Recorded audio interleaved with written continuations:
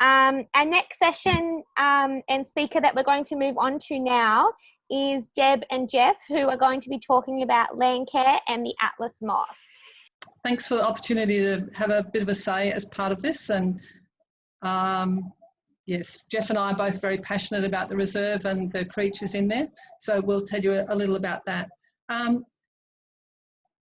I've been asked to participate in this Zoom session because I've had a long association with Casuarina Coastal Reserve through Landcare. Over about 20 years. The Landcare group actually started in the late 90s, and it's a very enthusiastic and rather dedicated group of volunteers that learn about the local plants, spend time meeting their neighbours, and really lend a very substantial hand to the reserve in terms of looking after natural habitat. We have monthly working bees. We do lots of different activities. Sometimes we are watering, a lot of the time we're weeding, we do a little bit of planting. We've done a microplastics assessment at one of the sites Amanda just mentioned. We also do an annual rubbish cleanup along the creek that goes in front of the hospital. And at the end of this webinar, you'll be able to see some links. We have a Facebook site, which is Friends of Casuarina Coastal Reserve, and that's where we'll put notice about our events. In 2013, we were part of a Commonwealth-funded project along with Landcare groups at Ludmilla and East Point, and the project was called Corridors of Green. The funding was to help out endangered species, and the species that we focused on was the Atlas Moth. Geoff's here and he knows a lot about the Atlas Moth, so I'll hand over to him and he'll tell us something about this very special moth that we have planted for and hope to see one day. Good morning, everybody. You can go a bit closer, Geoff. It's still morning. Yeah. Okay. All right. So the picture on the screen you're seeing is a nice big female Atticus swardi. Now she's about 22 centimeters across, and she's hanging onto a cocoon for dear life because they sit on they come out of their cocoon, they emerge about 11 o'clock at night, come out, sit on the outside of the cocoon, and dry their wings, let them hang down, and pumping their wings up, get the blood supply going. And she stays there then for up to 2 nights without making a move and hoping to attract some young fellows from, I don't know how far away they can waft the pheromones around, but possibly a good kilometre, I would think, and possibly 2. Special things about this moth: it's the smallest species of Atlas moth in Southeast Asia, Australasia. So we're right on the very southern limit of Atlas moth range, and the northern limit is way up to southern China, Vietnam, Cambodia, etc. They only just hang on around the coastline from, we know of them in being Coburg Peninsula. I don't know about Croker Island, possibly I would have thought so. The Tiwi Islands, mainly Melville, and then along the coastline from, I suppose, Coburg all the way down to Channel Point. I haven't heard any records of them being in Channel Point, which is the mouth of the Daly River. But it's big, tall rainforest down there, and I think that they would have to be there. There's a record of them, Kimberleys, right up the north, I think Lasur Island or somewhere. So they could well be hanging on just right up the very north of the Kimberleys. So when we go north from here to, say, northwest to Timor, that's a different species again. That's Atticus doherty. This one used to be called Atticus doherty, but then they realized that it's a separate species. So, okay, well, I've pretty well seen locally to Darwin, it's it's along the Gun Point coastline that faces towards Darwin, I suppose. Is that west facing? Yeah. Pretty well all the way down to Murrumudgek, down to the bottom of Tree Point, which really, as the crow flies, is pretty close to Casuarina. So we're hoping that this picture, sorry, is that's a male. That's the typical male, quite a bit smaller than the female. This one's probably 17 centimeters across, wingtip to wingtip. The eye fenestrae windows, they're clear, so they're see-through, and it's part of the breakup camouflage.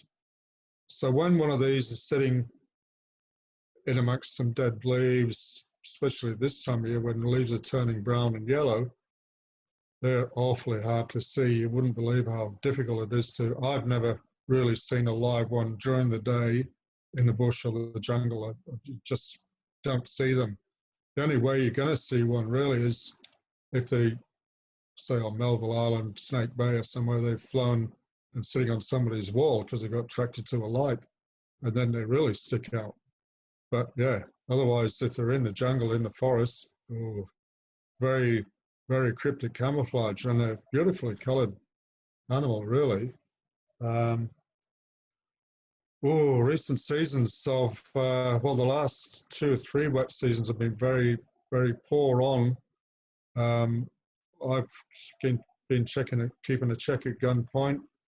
Haven't seen any kind of trace of Atlas moths at Gun Point, any of those jungles along the coastline there. Dundee is about the best place. They keep turning up to people's lights occasionally. This year we've only seen males, haven't seen a female. But hopefully they're out there, and they've been out there and they've done their thing and laid a few eggs, and they're keeping the population ticking over.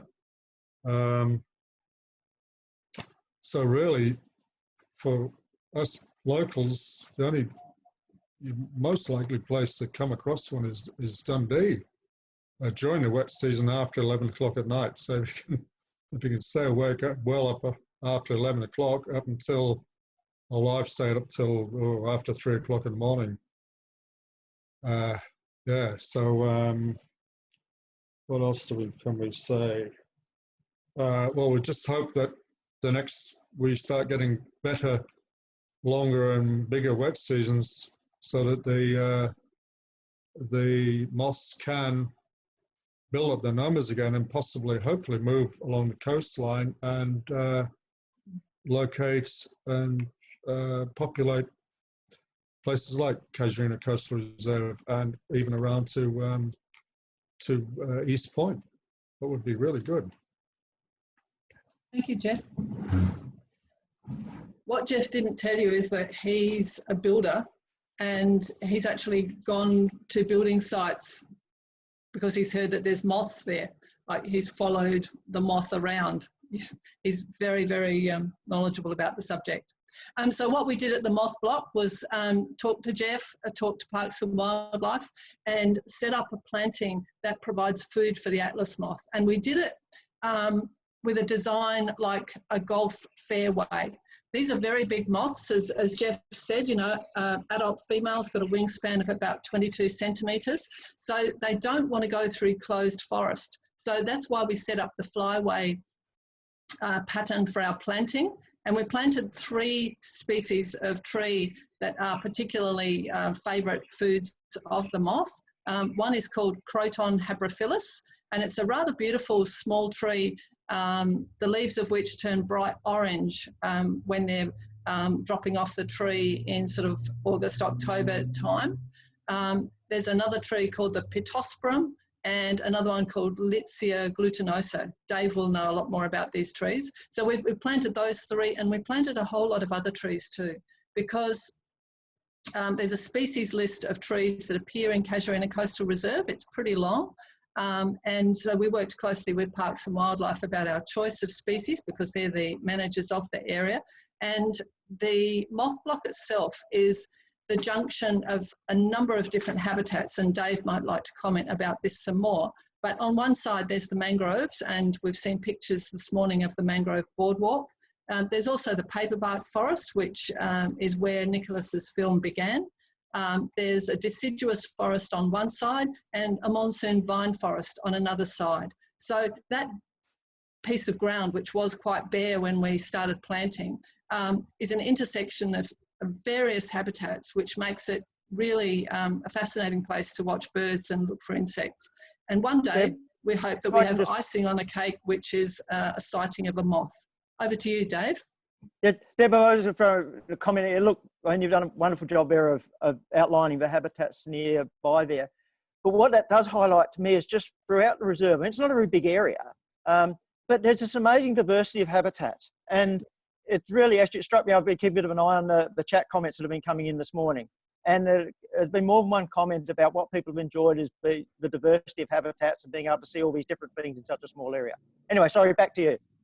Oh, there's a few more pictures of moths coming up. So there's one in the forest. And Geoff, those patterns on the back, those light patches, is it possible to see through those? Yeah, you can see straight through those clear windows. It's all about breakup camouflage. See, they're very beautifully coloured, which is very strange for a moth. You know, normally they're very dowdy brown, dark coloured, but this coloration it's purely about camouflage and breakup. It's not to be seen to be pretty, really, and they rely on scent to find each other. Yeah. So the moths have something called, like, they'll so if they're using smell, Geoff, how will they find each other? Well, okay, the female, she's the one that wafts her pheromones around. It can be different. With butterflies, sometimes it's a male, sometimes it's a female. In the Atlas moth, it's the female. She sits on a cocoon, and from the moment while she's drying her wings, she's sending out this beautiful scent out and about. And the males need to track that scent down with their antenna, so they smell through their antenna. That's their sense of smell, or the scent organ, and they will fly around sort of fairly haphazardly, I suppose, until they come across a pheromone scent trail, and then they're going to work their way up that scent trail to find that female. So they might use a creek, or they might use a path or something like that, where they can fly quite quickly and easily. They can use a flight path, which can be a path or over a creek or along the side of the beach or the sea or the cliff. They can do that. They're also letting themselves out into danger from boobucks and barking owls and things like that. So it's a dangerous game we play. So we'll think about those moths out there playing dangerously in the middle of the wet season. And the PowerPoint slide we have up now looks like some eggs, Geoff. Okay, this is a Liddle glutinosa tree, and there's 5 Atlas eggs on the edge. So these are quite large eggs, and they shine like little pearls late at night. So we can find them that way. I think this particular area was in the Shoal Bay area now, and we had to get special permission to go in because it's run by the military, and it's quite a nasty, wet, horrible jungle. I didn't like going there very much, but it's good moth habitat. Oh yeah, now this is the size. Oh, that's the size of a full-grown Atlas larva, and I wouldn't do that now. I wouldn't let one walk around on my hand because I'd be frightened of it getting diseases off me or fungi. So that's how big they get, and it's about the age that it's looking for a place to pupate. So this is taken a few years ago. Yeah, that's the size they get, and these are incredibly hard to see in the wild. You wouldn't. It's a sort of whitish green color. But again, it's good camouflage. And Geoff, I've heard that one caterpillar can eat a tree that's about 2 meters high. Is that correct? Oh, eat the leaves off a tree. Demolish the leaves on a 2 meter tree quite easily. Yeah. So us land carers are hoping that we turn up at the moth plot one day and find that there's a Croton habrophilus that is completely stripped of leaves, and we think that might be a good story because it might mean that there's a hungry caterpillar out there. Deb, I'm jumping the gun here a little bit. Over to You you to say are. something about Landcare. I would like to say something about Landcare. I've already mentioned that Landcare has been working in the reserve for 20 years. We have currently got 2 sites that we work at. One is in the dunes near that Free Beach car park. The other one is at the Moth Block, which is over sort of just off Rocklands Drive. The photograph that you can see here is some of the planting that we did in December 2019. And we welcome new volunteers. So if people would like to make contact with us and find out when we're doing things in the reserve, have a look at the Friends of Casuarina Coastal Reserve Facebook site. We work very closely with the Parks and Wildlife Rangers. They are incredible supports for what we do. And it's an opportunity to do something positive for the reserve at the same time as hanging out with people that probably share your interests in learning about the local wildlife and local plants. I think this is the group that did that planting, that slide there, and you can see there's quite a wide range of ages, and we're looking a little wet because even though the bomb site said there was nothing in the sky, it actually rained on us that morning, but it didn't upset anybody. In fact, it was quite nice and cooling on that December morning with the late onset of our wet season this year. But Geoff, one of the interesting questions that's come in is why would we want to encourage the Atlas moth in this environment? Now, I mean, I've got my view on that, but do you want to put your 2 bobs worth in on that one?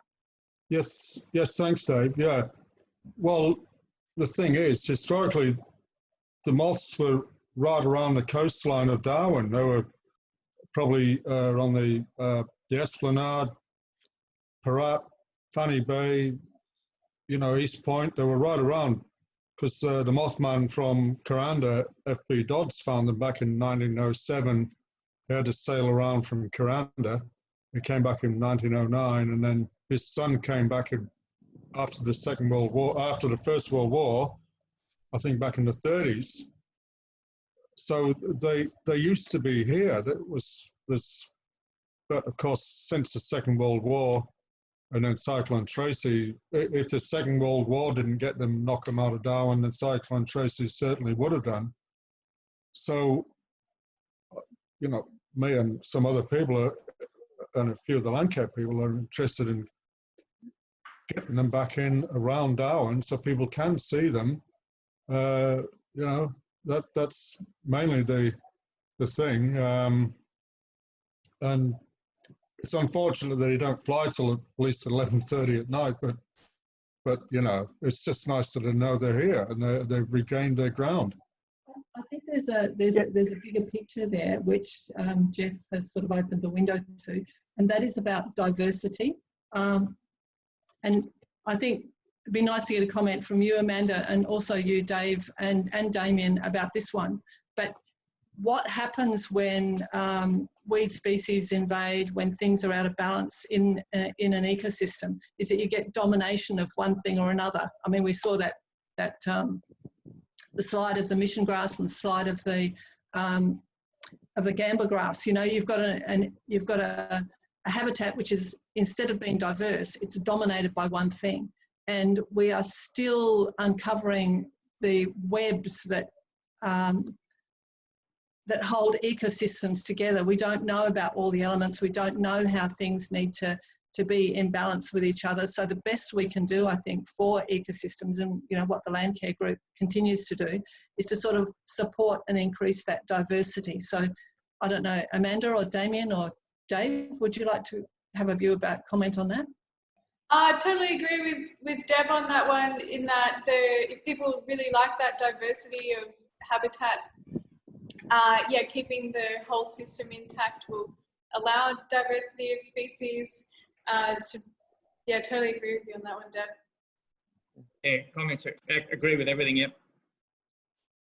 Yeah. Okay. And look, my support there too. I mean, clearly about diversity, and I also highlight the lack of understanding. And one of the big things is to get out there and observe, look, and enjoy, and with that comes empathy and understanding.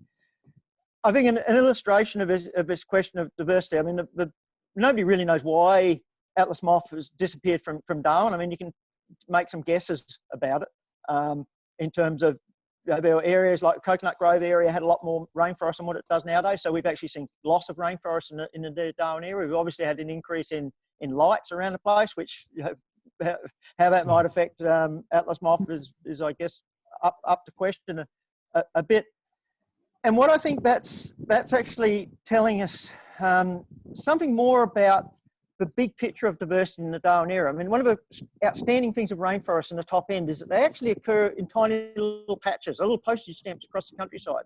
And where they actually, for maintaining the rainforest, but also for maintaining mobile fauna and things that use the rainforest, if we actually need that patchwork, lots of little patches is actually how the system works here. And so the loss of some of these patches of rainforest around Darwin has knock-on effects that we actually don't understand. And so I think, to me, symbolically, in a way, you know, if we were to have rainforest, if we were to have Atlas moths actually reappear around Darwin and be surviving around Darwin, that would actually be telling me that we've got a better mix of habitat patches in the Darwin area. Yeah.